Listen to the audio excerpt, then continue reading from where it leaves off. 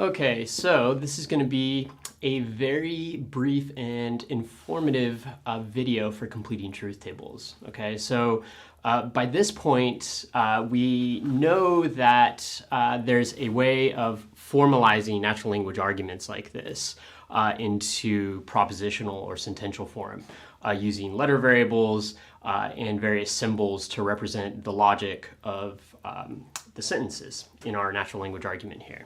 Okay, now just to give us a background of why we do this, we use truth tables and propositional logic to evaluate deductive arguments like this for their validity. So validity is a concept that we are very acquainted with by this point, and we know that a deductive argument is valid if it's impossible to deduce a false conclusion from true premises. Okay, so that's what we're using the truth table to prove. Okay, is it possible to get a false conclusion from all true premises? If we can demonstrate that using the truth table, then we know the argument is necessarily invalid. Okay, 100% of the time. If we don't find that, we know that the argument is necessarily valid.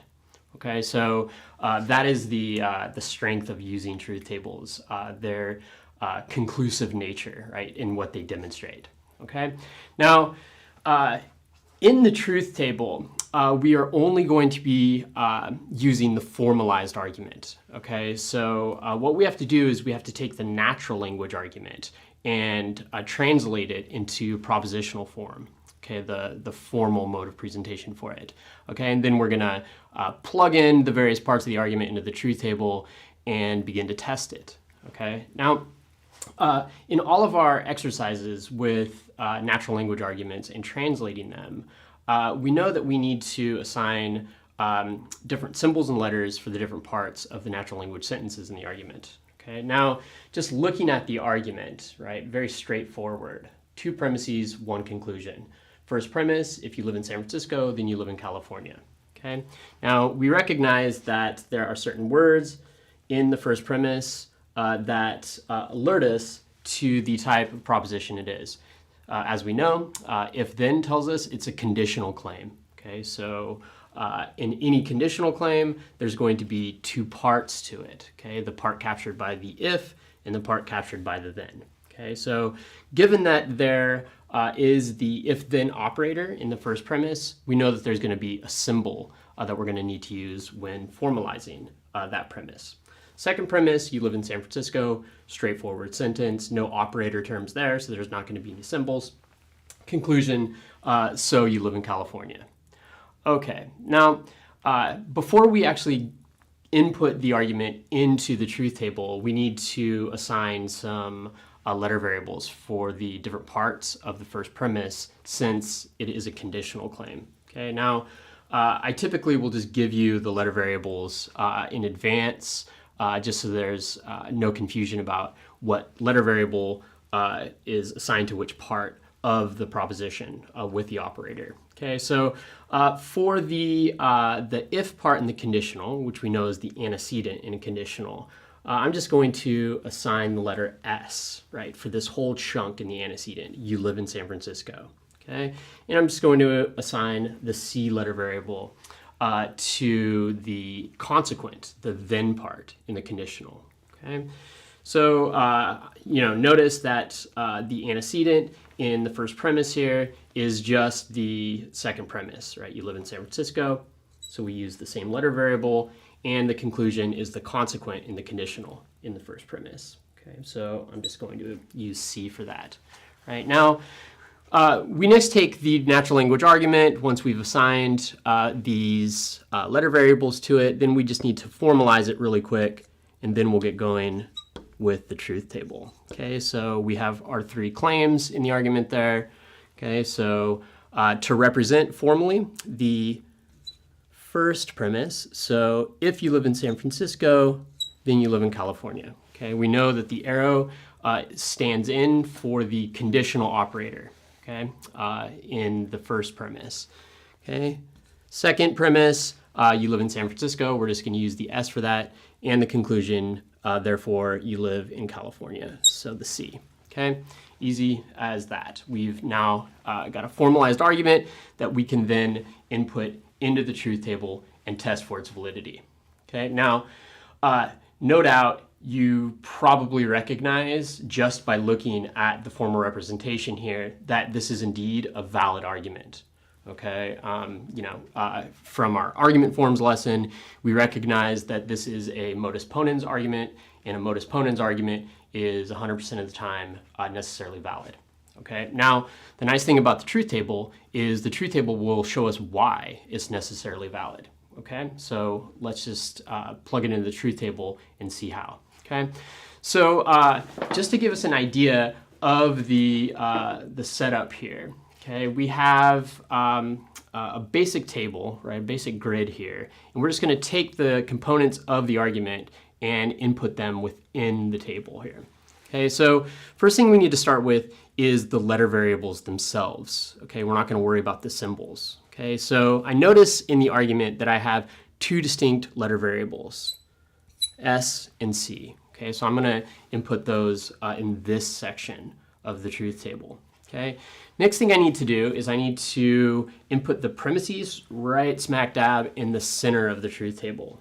Okay, and for all of the arguments that we will be evaluating using truth tables, there will always be just two premises. Okay, and similarly, there will be only one conclusion in the truth tables we look at. Okay, so now we have inputted the argument. Okay, here's where things can get a little more detailed. Okay, so in a truth table, what we need to do is we need to figure out all of the different combinations of truth values given the distinct letter variables in the argument. Okay, so looking at this argument, I only see two distinct letters, S and C. Okay, now there's a shorthand formula for figuring out how many combinations of truth values there will be given the distinct number of letter variables in the argument, and it's simply 2 to the n. Okay, and n here is the number of distinct letter variables in the argument. Okay, so for our argument, since we have two distinct letter variables, we know that there's going to be 4 distinct combinations of truth values that have to be accounted for each of the letters. Okay, now the way I do it when I go about assigning the truth values to the letter variables is I start with this letter closest to this line. Okay, then I work out from there. Okay, so given that there are 4 combinations of truth values for the 2 letter variables, I start by assigning letter variables here, alternating by 1. Okay, so true, false, true, false. Okay, our second letter variable, I assign truth values alternating by 2s. Okay, now according to the formula here, there are 4 combinations of truth values. Here they are represented. The trick to make sure that you've done this correctly is to look at the first and last row of the truth value distributions here. The first row should always be trues, last row always falses. If that's the case for you when you've distributed the truth values, you're good to go. Okay? So the next step in completing the truth table then is to take these truth values for the individual letter variables and insert them into the truth table wherever the letter occurs. Okay, so I'll just start with S. Wherever there's an S in the argument, I'm going to assign these truth values that fall under the letter S. Okay, so I see that S is here as the antecedent in our conditional claim here. Okay, so I'm just going to take those letters, those truth values for S, and put it in under the letter. Okay, I see S as our second premise here. So I'm going to input the truth values for S. Okay, now C. Wherever C occurs in the argument, I'm going to take these truth values for C. Okay, so C is the consequent in the conditional in our first premise. So I'm just going to input the truth values for C there. I also notice C here as our conclusion. So I'm going to take the truth values for C and input them here. So true, false, true, and false. All right. So now we're getting somewhere with the truth table. Now the next step is perhaps the most important when completing a truth table. This is the point where we need to start thinking about the symbols where they exist in the argument. Okay, so looking at this argument, I only see one symbol which stands in for the logical operator here, the conditional if-then. Okay, and the arrow here, it represents the conditional in the first premise. So here's where we have to bring in our knowledge of the truth definitions for the operator symbols. Right? So recall that there are 4 different logical operators. Each have their own truth definitions for figuring out when they are true or false when they're stated in a natural language sentence. Okay. Now, thinking back to the rule, the truth definition for the conditionals, I know that in a conditional claim, whenever there is a true antecedent and a false consequent, the whole sentence is false. Okay, so I'm going to look through the truth value distributions here, and wherever I see a true antecedent and a false consequent, I'm going to mark it as false. So here in our second row, I see true antecedent, false consequent. So the conditional in that instance is false. Okay, so looking over the other 3 rows here, I don't see a true antecedent and a false consequent. So I know that in those instances, the conditional is true. Okay. Now, looking over the rest of the argument, I don't see any other symbols. Okay, so we're done with the truth definitions, given that there are no other symbols. Okay, so looking at the first premise, though, once we have determined the truth values for the operator given its truth definition, we no longer need these truth values, right, for the individual letter variables in the premise. Why? Well, given that the conditional operator is holding the sentence together, right, the if-then here, once we've determined these truth values for the main operator in the premise, these are null. Okay, we no longer need those. All right. On to the final step for completing a truth table, and this is indeed the whole point for doing them.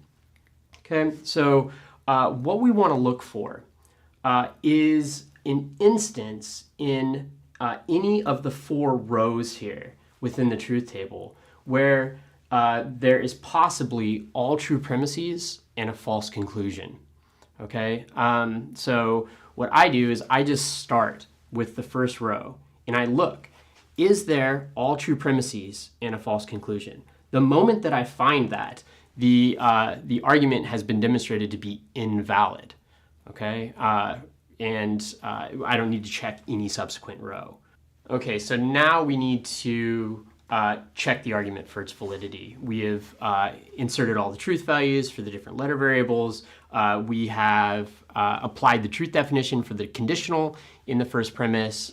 And now we need to look to see if the definition of validity has been violated, right? So is it possible for in any of the rows of the truth value combinations here to have all true premises and a false conclusion? Okay, if there is anything in a truth table where it's really important to be really detailed, it's at this point, okay? So what I'm going to do is I'm just going to start with the first row and work my way down within the truth table. And all I'm looking for is a case where there is both true premises and a false conclusion. Okay, if I find a TTF combination of truth values, the argument is automatically invalid. Okay, it's a bad argument. If I don't find this combination of truth values in any of the rows, the argument is automatically valid, necessarily valid. Okay, so first row, true, true, true, we're good. False, true, false. Okay, now this one, it might be tempting to say, aha, the argument is invalid. But notice that the 2 premises, they're not both true. If both of these were true and that was false, the argument would be invalid. But one is false and the other is true. Okay, so the validity definition remains intact. So we're good. Okay, moving on, row 3, true, false, true.